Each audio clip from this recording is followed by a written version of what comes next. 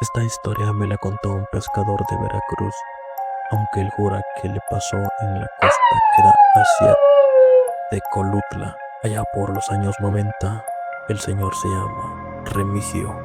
Era de esos hombres de mar que casi no hablan, pero cuando lo hacen, te dejan helado. Y cuando contó esto, ni una sola persona se atrevió a reírse. Don Remigio siempre salía a pescar de madrugada. Decía que el mar era mejor antes que el sol saliera, cuando todo estaba oscuro y silencio, como si el agua todavía estuviera durmiendo. Un día, dice él, que la marea estaba baja y el aire olía a podrido. No era el olor a mar, era algo más como a carne vieja, como pantano, pero como era terco, se regresó. Se subió a su lancha, prendió su motor viejo y se alejó unos kilómetros mar adentro. Echó la red y esperó, pero lo raro fue que la red no se hundió, se quedó flotando, tensa, como si algo muy pesado la estuviera sosteniendo desde abajo. No un tiburón ni nada, algo quieto, algo que no se movía. Entonces don Remigio vio algo a unos kilómetros de su lancha. Emergió desde el agua una cabeza, pero no era un delfín ni era una tortuga. Tenía la forma de cara humana, pálida, sin vello, los ojos abiertos y negros, como de un pez muerto. Y lo peor es que lo miraba directamente. Él gritó, quiso acceder al motor, pero este no respondió. Entonces vio como la red se iba hundiendo lentamente.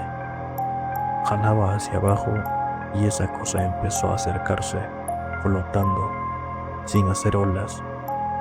Cuando estuvo a un par de metros, Remigio juró que la cosa sonrió. Una sonrisa torcida, descompuesta, sin dientes, largos y verdes.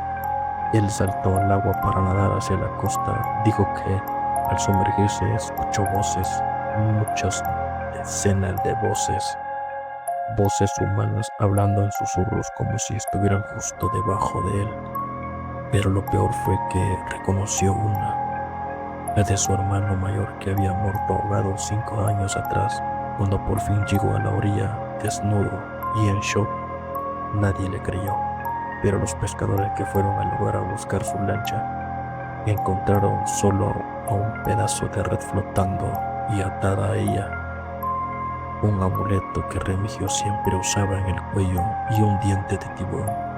Él nunca volvió al mar, se dedicó a vender mariscos en tierra. Sigamos avanzando. Hoy te voy a contar una sobre un señor que se llama José Luis, un pescador de esos que se meten entre los esteros y canales de Chiapas, allá por la región de las Garzas, donde el agua parece moverse sola y los manglares cubren el cielo. Esta historia la contó con lágrimas en los ojos y con las manos temblando. José Luis conocía todos los caminos de agua, pero había un canal al que nunca se metía, ni de día ni de noche. Le decían el canal de los niños, porque decían que si te quedabas callado unos minutos se escuchaban voces de pequeños riéndose entre el manglar, aunque no hubiera nadie. Una tarde, él y su compadre se metieron a pescar camarón. Ya se les había hecho tarde, pero pensaron, una tirada más y nos vamos. Como los otros canales estaban secos por la marea, se metieron justo a ese, al canal de los niños. Cuando estaban tirando las redes, el compadre de José Luis notó algo raro. Primero el silencio total, ni grillos ni ranas, ni el zumbido de los mosquitos. Luego un olor dulzón, como fuerte, como carne podrida. Y al alzar la vista vieron ojos, decenas de ojos pequeños brillando entre los manglares, como si alguien o algo los estuviera viendo desde cada rincón del canal. José Luis pensó que era algún tipo de animal, pero entonces escucharon risas.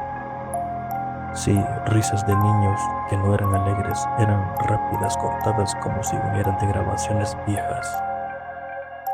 Dicen que uno de los niños se le apareció, salió del agua caminando como si no pasara nada. Tenía el cuerpo cubierto de lodo y la cara. La cara era blanca y arrugada como de una persona ahogada, con los ojos hundidos y la boca abierta como si estuviera gritando, pero no salía sonido de la boca. José Luis se quedó paralizado.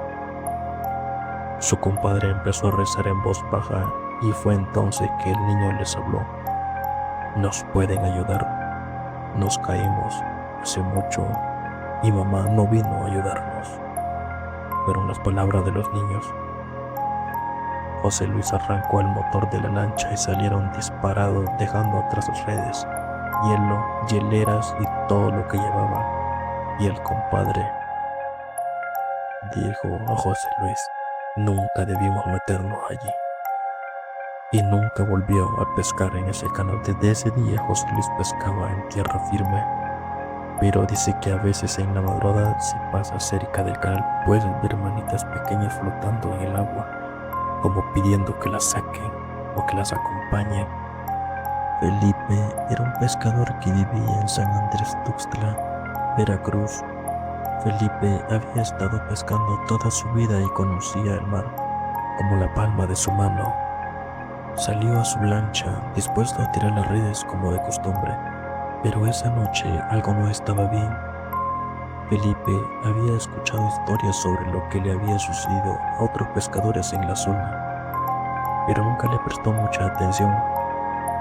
Pensaba que eran leyendas, historias inventadas por los más viejos para asustar a los más jóvenes. Sin embargo, esa noche él mismo se encontró con lo inexplicable. Habían lanzado las redes cerca de la costa, donde la marea siempre traía buen pescado. Mientras esperaba, la calma del mar lo invadía y la luna llena se reflejaba con una luz plateada sobre el agua. Pero de repente un extraño ruido interrumpió la quietud de la lancha. Era un sonido bajo, como el de algo que se arrastraba por el fondo marino.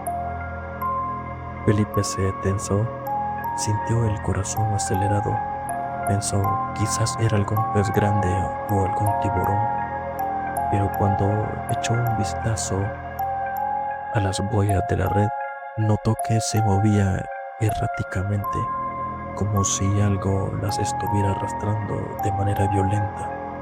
Sin pensarlo 2 veces, comenzó a recoger la red, sintiendo un tirón fuerte. La red se tensó de manera que parecía imposible de soltar, y el agua a su alrededor empezó a agitarse, y un frío inexplicable recorrió su cuerpo. De repente vio algo flotando en el agua.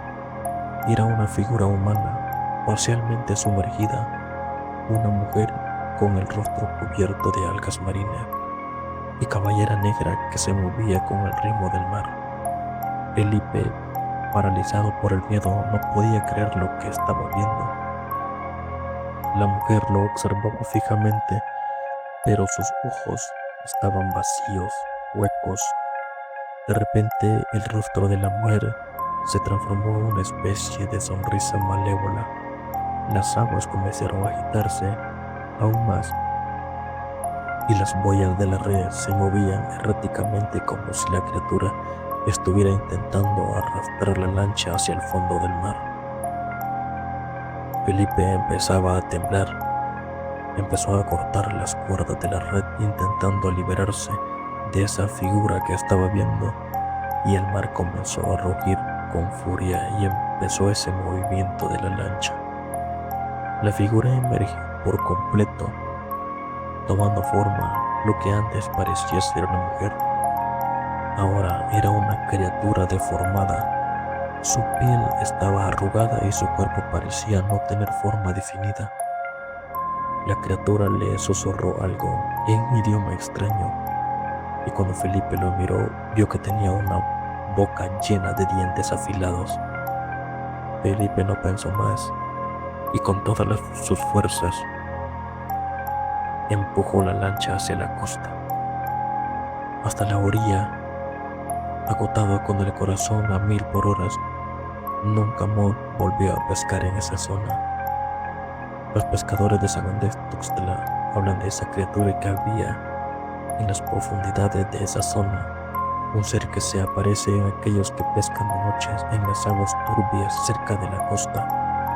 Algunos dicen que es el espíritu de la mujer que murió ahogada, otros creen que es algo mucho más antiguo, una identidad marina que se alimenta de los pescadores que andan solitarios. Don Cirilo, un pescador de los de antes,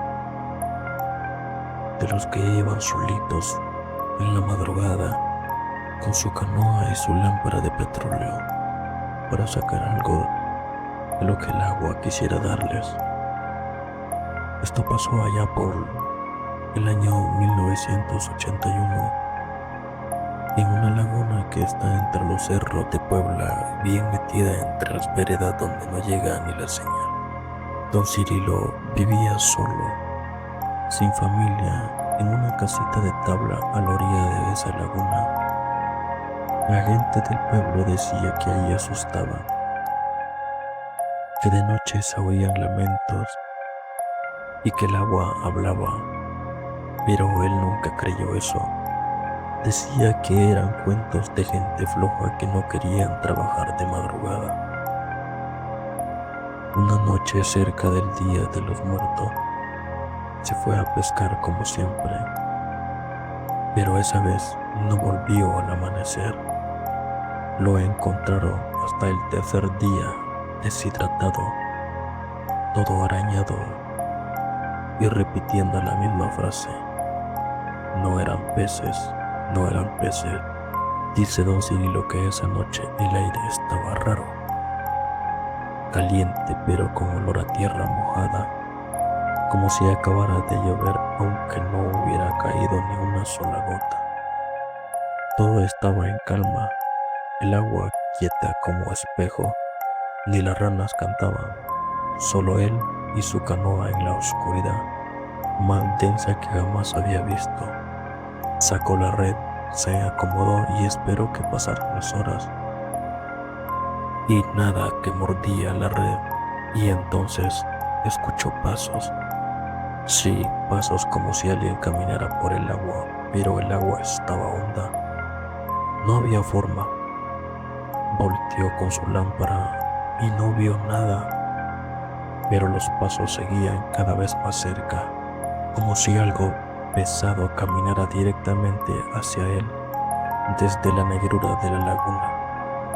Don Cirilo, terco como era, pensó que era un animal, tal vez un venado que se había metido al agua, pero entonces escuchó que le hablaba, una voz de una mujer suave pero lejana, como si hablara desde abajo del agua.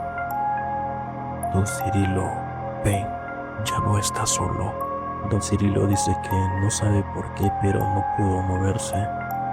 No del miedo, sino porque el cuerpo no le obedecía, como si algo le sujetara los huesos desde adentro.